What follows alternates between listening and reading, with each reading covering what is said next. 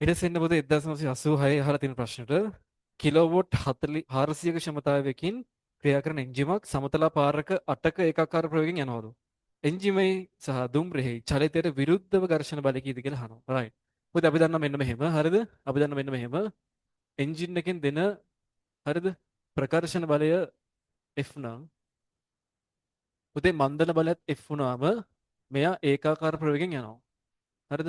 එන්ජිමෙන් දෙන ප්‍රකර්ෂණ බලය F වුණාම මන්දන බලයත් F වුණාම පුතේ මෙයා ඒකාකාර ප්‍රවේගයෙන් යනවා. හරිද?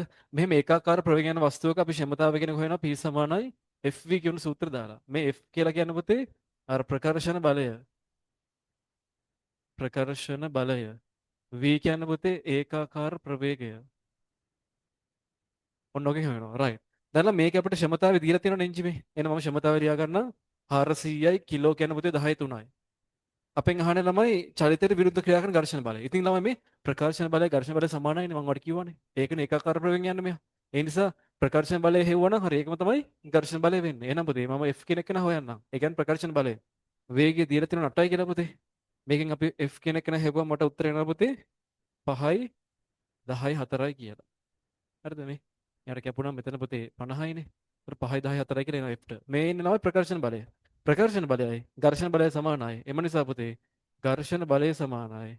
ඝර්ෂණ බලය සමානයි 5යි 10යි 4යි. ඒ කියන්නේ පුතේ ආංශක 4. ආංශක 4.